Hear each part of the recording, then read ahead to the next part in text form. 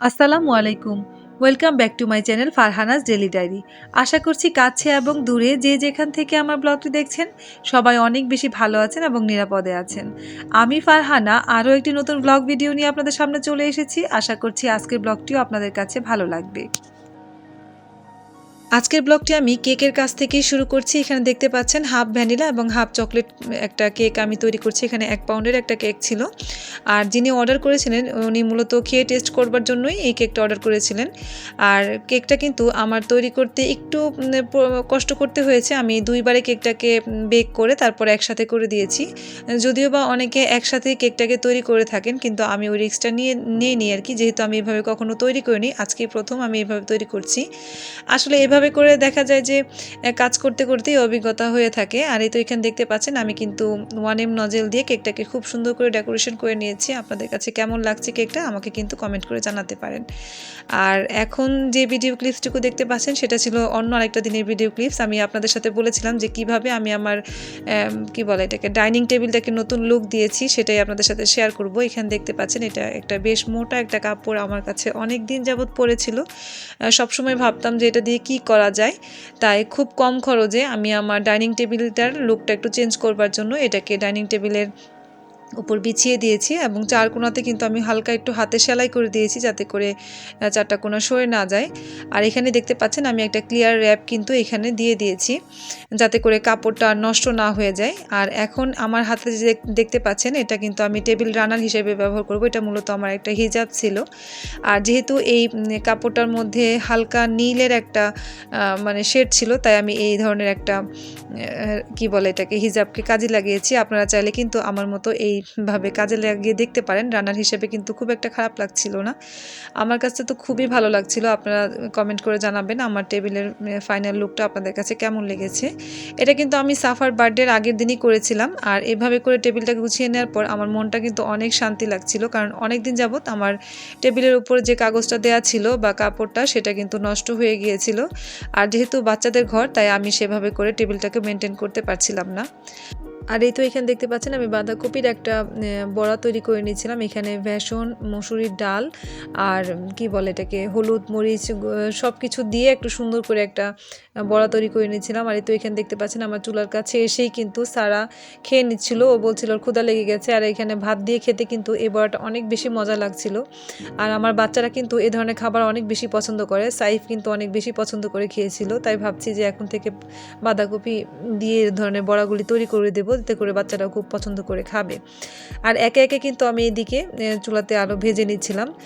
আর ভেজে নেওয়ার পর আমরা কিন্তু খেয়েও নিয়েছিলাম। সেভাবে করে রেকর্ড করার পরেনি। আর এখন যে ভিডিও ক্লিপসটুকু দেখতে পাচ্ছেন সেটা ছিল অন্য আরেকটা দিনের ভিডিও ক্লিপস। আমি মূলত একটা দিনের পুরো একটা ব্লগ আপনাদের সাথে শেয়ার করতে পারি না, কারণ দেখা যায় যে আমাকে খণ্ড খণ্ড ভিডিও দিয়ে আপনাদের সাথে একটা ব্লগ তৈরি করে দিতে হয়, যেহেতু আমি সবসময় খুব ভালো করে রেকর্ড করতে পারি না।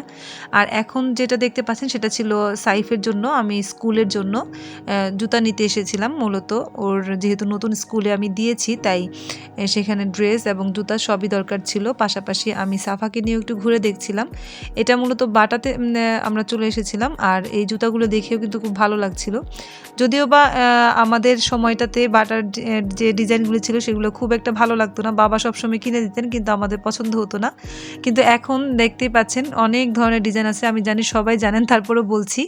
আর এই তো এখানে দেখতে পাচ্ছেন আপনাদের ভাইয়া এবং সাইফ দুজনে কিন্তু ওদের প্রয়োজনীয় জুতাগুলো দেখে নিচ্ছিল। আমি আর সাফা কিন্তু ঘুরেই বেড়াচ্ছিলাম। আসলে দেখা যায় যে বাচ্চাদের নিয়ে আসলে সব কিছু ঘুরে ঘুরে দেখতে কিন্তু ভালো লাগে। আর আমার সাফাটা কেন জানি না এ ধরনের বড় যে কি বলে শপিং মলগুলিতে ঘুরে বেড়াতে অনেক বেশি পছন্দ করে, যেটা কিনা আমার খুবই ভালো লাগে। ও দেখা যায় অন্য সব বাচ্চাদের মতো এইসব জায়গাতে খুব একটা ভয় পায় না, একদম কমফোর্টেবল ফিল করে। আমি শপিং করতে করতে আজকেও আপনাদের কাছে একটা অনুরোধ করছি, এখন পর্যন্ত যারা আমার চ্যানেলটিকে সাবস্ক্রাইব করেনি তারা প্লিজ আমার চ্যানেলটিকে সাবস্ক্রাইব করে দিবেন। আর সাবস্ক্রাইব করার পর পাশে থাকা বেল বাটনটি প্রেস করবেন। এতে করে দেখা যাবে যখনই আমি নতুন কোনো ব্লগ আপলোড করব আপনাদের কাছে কিন্তু নোটিফিকেশন চলে যাবে। আর আপনারা চাইলে আপনাদের সময় অনুযায়ী আমার ব্লগটি দেখে নিতে পারবেন। আর এরই মধ্যে যারা আমার চ্যানেলটিকে সাবস্ক্রাইব করে নিয়েছেন তাদেরকে জানাচ্ছি অসংখ্য অসংখ্য ধন্যবাদ। আর এখন আপনাদের সাথে কথা বলতে বলতে আমি কিন্তু অনেকগুলি ব্যাগের দোকানও ঘুরে বেরিয়েছি, কারণ আমার মেয়েটার জন্য একটা ব্যাগ কিনবো কিনবো বলে। ওর অনেক দিনের শখ ছিল একটা ভালো একটা কালো রঙের ব্যাগ কিনবে, আর সেজন্যই ঘুরে দেখছিলাম। আর এখন আপনারা যেটুকু দেখতে পাচ্ছেন এটা কিন্তু ছিল গোল্ড প্লেটের একটা দোকানে আমি চলে এসেছিলাম, যেহেতু আমার কিছু চুড়ির প্রয়োজন ছিল। আর আমি কিন্তু আমার মায়ের জন্য আর আমার জন্য কিছু চুড়ি কিনে নিয়েছিলাম। আর এখন যে দেখতে পাচ্ছেন আমার সাফাপুরি, সে কিন্তু দিনে যে কতবার ব্রাশ করবে তার কোনো হিসেব নেই। বাচ্চাদের এই একটা সমস্যা, যখন যেটা শুরু করে তখন সেটা করতেই থাকে। দেখা যায় যখন না তখন সে কিন্তু আমাকে বলবে, মা আমাকে ব্রাশ দাও, আমি ব্রাশ করব। আর এখন আপনাদের সাথে শেয়ার করছি যে বাচ্চাদের জন্য কত কিছু যে কিনতে হয়, কি বলবো। জানুয়ারি মাসটা আসলে মনে হয় যেন একদম সব কিছু বাচ্চাদের পিছনে চলে যায়। আর এইখানে দেখতে পাচ্ছেন অনেকগুলি খাতা নিয়ে এসেছি। আপনারা যারা জয়দেবপুরে থাকেন তারা তো ইসলামিয়া স্টোর চিনেই থাকবেন, সেখান থেকে কিন্তু আমি খুব পাইকারি দামেই খাতাগুলি নিয়ে এসেছিলাম। আর এখানে কিছু আমার নিজের প্রয়োজনীয় কিছু প্রসাধনীর দরকার ছিল, সেগুলোও নিয়ে এসেছি। আর এবার কিন্তু আমি মেরিলের যে সাবান সেটা নিয়ে এসেছি। অনেক দিন পর দেশীয় একটা ব্র্যান্ডের সাবান আনার পর আমার কিন্তু খুবই ভালো লাগছিল। আর এই তো এখানে দেখতে পাচ্ছেন বেশি করে আমি একদম জিরা কিনে নিয়ে এসেছিলাম, যেহেতু কিছুদিন পর পরই প্রয়োজন হয় সেজন্য।